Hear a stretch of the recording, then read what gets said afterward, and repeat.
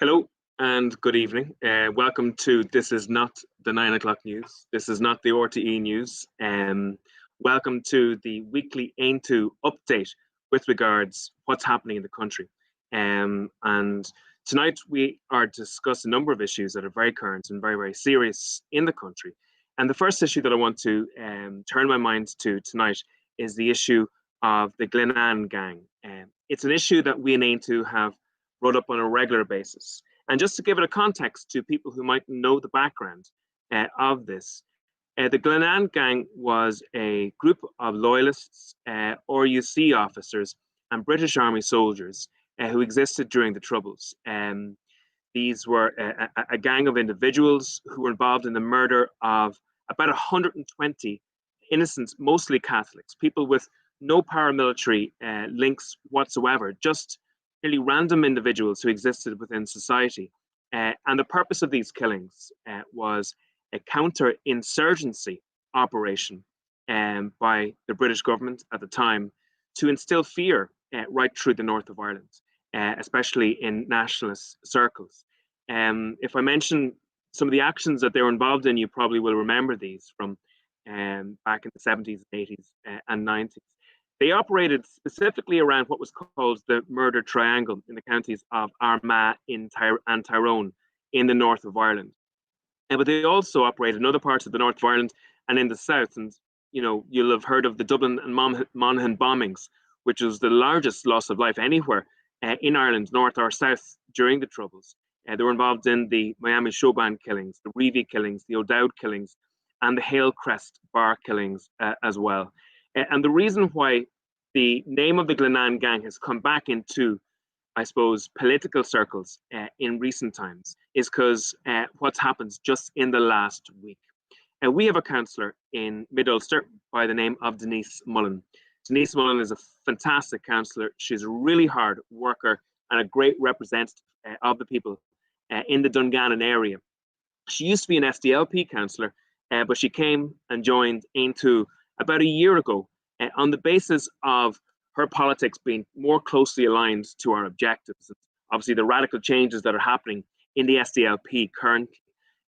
So Denise herself, unfortunately, is linked, has a very, very sad and heartbreaking link to what happened. Her father was a civil rights activist. He was also an SDLP member. And 46 years ago, this year, just September gone by, Denise Mullen was murdered by the Glenanne gang in the family home. It's a tragic situation. Denise was just 4 years old when her father was murdered. And indeed, she found her father's lifeless body after the murder. And she had to stay with her father, who had died at that stage, for 2 hours. The reason being because the emergency services were worried that the home was booby-trapped or bombed. There was a bomb lying in the house and were cautious in approaching the house. Obviously, that murder has radically changed Denise's life. It's robbed her of her father and all of the memories and all of those life experiences that a person has with their father. And it's also been very, very traumatic on Denise's life as well. Denise, though, is a fighter. She's a survivor, and she has been fighting for justice in all this time. And she, with other members of the Glenanne families, have been pushing for justice. And just in the last week, we have found that Denise was given a death threat. And that death threat obviously caused major anxiety and fear for Denise and her family. It was signed in the name of the East Tyrone Ulster Volunteer Force, or UVF. It threatens the peace process and the well-being of Denise and her family. After the murder of Denise's father, a man was arrested for that murder, and his name was Garfield Beattie. And Garfield Beattie was a member of the British Army Reserve Forces, and he was put into prison for that murder, and he spent a long number of years in jail, but was released on license under the Good Friday Agreement. And in recent times, just in the last 7 days, the PSNI in the north of Ireland has arrested Garfield Beattie for giving a death threat to Denise Mullen. So think about that for a second. The man that was convicted for the murder of Denise's father has now issued her with a death threat. It's chilling to think of it. It's shocking that anybody would have to go through with that or receive that, let alone an elected representative, let alone a person who's worked tirelessly for peace, for justice, and for all her community all her life. So we want to first of all, as a party, to show solidarity with Denise and her family with regards what they're been going through, but also to show solidarity to all the victims and survivors of the Glenanne gang who have lost terribly over the last number of years. Shockingly, just as Denise was in receipt of this death threat, a Fine Gael TD called Charlie Flanagan, who is the former Minister for Justice, who should know better, went on radio and undermined a documentary that was aired by RTE just a couple of weeks ago. And that documentary was called Unquiet Graves, and it pieced together a lot of the evidence that showed the collusion that occurred and it led to such tragic and bloody loss to the Catholic community in the north of Ireland. And Charlie Flanagan went on radio and significantly undermined that documentary and the campaign for justice by the Glenanne gang and the Glenanne family against the Glenanne gang. It was really difficult to deal with from the Glenanne family's perspective, and it's not just the Fine Gael TD that has been involved in this type of stuff. I've put a request to three Fine Gael members and Taoiseach over the last number of years. 5 years ago, I put a request into Enda Kenny twice to meet with the members of the Glenanne families, the survivors and the victims. He didn't even respond to those particular letters. I put a request into Leo Varadkar to meet with the families. Didn't get a response. Now, in fairness, Simon Coveney at that stage did respond to us. I put a request in last July to Micheál Martin, hoping that Fianna Fáil might have a little bit more understanding of the feelings and the suffering of the people of the north of Ireland, but Micheál Martin didn't respond at all. So today I raised it in the Dáil, and thankfully, maybe under pressure, Micheál Martin said he would meet with the families who have suffered so much at the hands of the Glenanne gang. It's really important that these families have justice, that they know the truth of what happened, because this is not something that exists just in history. This is something that those families live with on a day-to-day basis. And indeed, 46 years later, a victim and survivor of that gang receives a death threat from one of the individuals who was convicted for the murder of her father, which is absolutely atrocious. But we in Aontú will continue to fight hard to make sure that those families have complete justice in the future. The other issue that I want to raise is COVID-19. But just before I do that, there's a critical vote happening in the Dáil tonight. It's a very strange circumstance. You'll know that the People Before Profits and the hard left brought in a bill on assisted suicide a number of weeks ago. Now, that bill had a debate last Thursday in the Dáil. It was only 70 minutes long in its entirety. And in that 70 minutes, all of the pro-assisted suicide proponents said that it was important to have a proper debate. They said in measured tones and measured words that everybody should be respectful of each other's points of views, and that we need to be compassionate and careful around the discussions. And yet, out of that 70 minutes, there was going to be no time given to people who opposed that bill. We in Aontú kicked up radically in the Dáil that this was absolutely unjust, that a bill of such importance would have no scrutiny at all, would run through the Dáil in 70 minutes at second stage and have no opponents being able to even speak. And therefore, what happened was we were given 4 minutes out of the 70 to put the case for life, for assisted living in front of the members of the Dáil. Again, a completely imbalanced, unjust way to deal with such an important bill. That bill is going to be voted upon tonight. Now, this is complex, but Fianna Fáil and Fine Gael, the government, have proposed what's called a counter amendment, which will be taken first. And that counter amendment states that the bill will be postponed for a year. And in that year, there will be a committee to come together to discuss and scrutinise assisted suicide. Now, unfortunately, it doesn't stop the bill, but it actually says that the bill will proceed to third stage after 12 months. If that amendment fails, there's a significant risk that the substantive amendment, or the substantive bill, Gino Kenny's bill, the pro-assisted suicide bill, will be voted upon and passed.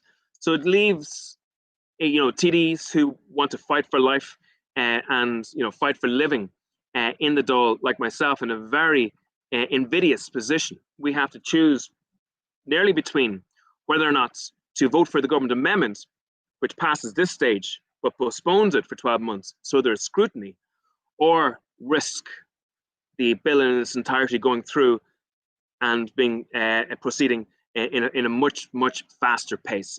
We're looking to discuss with TDs of other political parties to see will they stand with us in this bill and make sure that we can protect the most vulnerable in society. And remember this, the consultants in palliative medicine in this country have come out completely opposed to this bill. And last week in the Dáil, there was TD after TD stood up and said, we need to have compassion when we're talking about this particular issue. There's nobody in the country that has as much compassion than palliative care workers and consultants, for they have committed their lives in total to helping people who are at the end of their lives. And they are saying, do not proceed with this. They're saying that while you might want to bring about this law for really difficult individual cases, you can't legislate for one or two cases without affecting thousands of other people. The numbers increase radically of people who seek assisted suicide when you legalize it. It goes from a handful of situations to into their thousands. In Belgium, 1 in 20 people end their lives with assisted suicide. It also means that suicide in general increases in the public. But the government can't say that suicide is never the right answer, but at the same time saying, well, actually it is the right answer in certain occasions.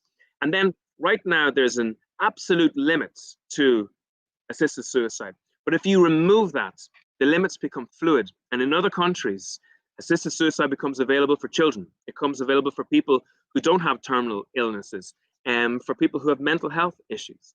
And if you go down the route of allowing for assisted suicide for the general public, it means for those types of reasons, it increases radically, it changes the culture, and many people who are older then feel under pressure to proceed with assisted suicide. In a survey of people who had chosen assisted suicide in Oregon, the issue of worry about being a burden on society was far higher in the minds of people who had chosen it than fear of pain. We need to make sure that we invest in palliative care. We need to make sure that everybody at the end of their lives know that they have a value, that they have a worth that is really critical to the rest of humanity. We need to invest in palliative care. In the areas in Canada with the lowest investment in palliative care, there has the highest level of assisted suicide. So hopefully we'll be able to bring enough TDs on side tonight to make sure that we put a stop as best we can to this bill. I want to speak about COVID-19 as well. Obviously, the whole world and its mother fell out of their chairs at the news on Sunday that broke around 7:45 that NPHET had decided to bring Ireland to a level 5. Now, we in Aontú have been the only political party in Leinster House that has challenged the group mentality around these issues over the last while. Now, it's important that people know where we stand on this. COVID is a significant threat. COVID-19 is real. People lose their lives due to COVID-19. We need to do the simple stuff, the easy stuff, the low-hanging fruit stuff of, social distancing, working from home where possible, washing hands and being careful. That goes without saying. And we need to make sure that we invest in ICU, invest in hospital capacity to deal with potential increased numbers in the future. The numbers are increasing, and it is a worry. But thankfully, the level of hospital admission, ICU, and the death rate is far lower than it was in the April wave. Now, don't get me wrong, any death is a tragedy for the families, and we should do our damnedest to see can we prevent every single death. But the truth of the matter is that when the government reorientates major elements of the health service away from cancer, away from heart disease and stroke and mental health, they are in effect causing a situation where people will die. So I spoke to a medic from the south of the country recently in the cancer area. He told me that his waiting lists have gone from 3 years to 6 years. As I said last week, I spoke to doctors who told me that delayed diagnosis and delayed treatment were happening to their patients, and they had patients who they feared would lose their lives. So there is a cost to reorientating resources away from other fatal illnesses in the health service. And we need to make sure that we don't do that. We can't have people with cancer, with heart disease, with mental health issues and stroke being treated as second-class patients.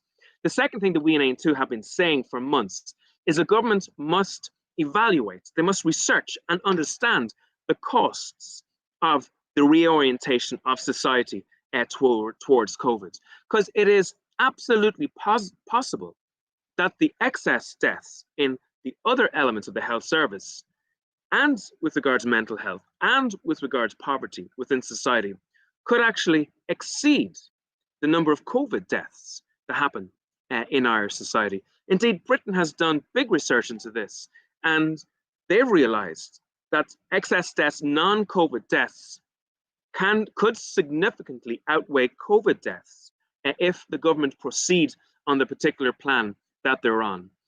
So that's the first element. The government have refused to carry out that research in Ireland. So to a certain extent, they're operating on the blind. They're operating without all the evidence that's necessary.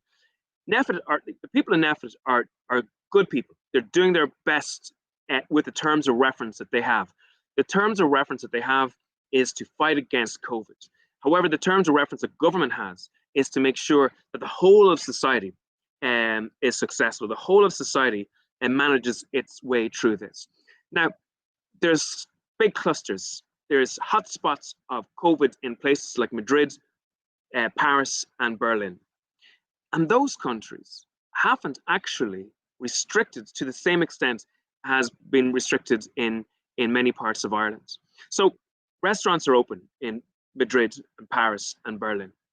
And yet in places like in Mayo, in Wexford, in Kerry, in Leitrim, right across the country that have relatively low levels of COVID, we have the whole of the health service, or the whole of the hospitality sector shut down. And of course, that pushes people into poverty. And I hear TDs all the time saying we're all in this together. That's nonsense. There isn't a TD in Leinster House that has lost a cent in income whatsoever with regards to COVID. The truth of the matter is, TDs have been giving themselves pay rises over the last while. Think about this. Fianna Fáil and Fine Gael have looked to reduce the PUP payment. People on 18 grand have had a pay cut. And yet people on 80 and 90,000 euros have had a pay increase. The opposite is the case of we're all in it together. People on low incomes, small businesses, people who are younger workers are getting wiped out in Ireland. So I'm not saying that there doesn't have to be restrictions. I'm not saying that places like Donegal and Dublin and Monaghan are not, do not have seriously bad numbers, and that we need to make sure that as a society that we work to reduce those numbers. And I'm not saying at all that there isn't a danger of that happening in the rest of the country. But all we're saying in AIM2 is there needs to be balance and it needs to be proportionate. And I believe that that balance and proportion is not there at the moment throughout major elements of society. And I will say one thing as well. Every weekend in this country, at least 1 million people, not maybe 1.5 million, in the state. And if you take the north of Ireland into consideration, in the whole country, at least 2.5 to 3 million people attend a religious service. There's hardly a word about the fact that these people can't attend religious services at all around the country at the moment. You look in your media, you do not see it reflected, and you don't see it in the Dáil either. I spoke to people with regards to people with disabilities, people, who have Down syndrome, people who have very significant intellectual disabilities and physical disabilities. Their services have radically been cut, wiped out, curtailed, reduced significantly over the last 6 months. And there's hardly a word about it in government circles. There are whole elements of society that have had drastically needed supports taken away. Look, we have to fight COVID-19, absolutely, but we can't ignore the rest of the country. And, the idea that we moved to a level 5 over the weekend, I believe was a wrong decision, a decision that would have caused drastic difficulties for society. And we are calling on the government to be curamach, be careful, make sure that we are proportionate in our response to COVID-19. I'm going to leave it at that because I have to go in for the vote shortly on the assisted suicide. Just to give you a couple of things, we had a great meeting with regards to Ógra Ain 2 last night. We had dozens of young people from every part of the country plugged into that new development of our movement. And if people are between the ages of 16 and 30, I would say to you, don't sit in the fence. Don't wait any longer to get involved. Don't spend your time just tipping away at Facebook and Twitter and expecting to change the world that way. Get involved, get plugged in, go to the Ain 2 website, hit the membership box, sign up, and click the Ógra Ain 2 box there. And secondly, we're the only political party in Leinster House that's not funded by the state. Every year we have a national draw. This year we have thousands of euros in prizes, and we have those tickets for sale on our website in the shop section. And I would encourage people to get involved, buy a couple of themselves if they can, and contact their friends and family and see can they put them, twist their arms a little bit to buy a couple of tickets too. It goes into the development of our organization, into policy development. It goes into staff. It goes into leaflets and brochures and stickers and websites and videos and all the aspects that we need to build our party. Ain 2 is the most important political movement in Ireland at the moment. We are unique. There's no other political party that has our values and our approach. And I would really encourage people, get involved now. I'll leave it there. We'll talk again next week, please God. Ihoa agus kaint na hangel. Slán go fóill.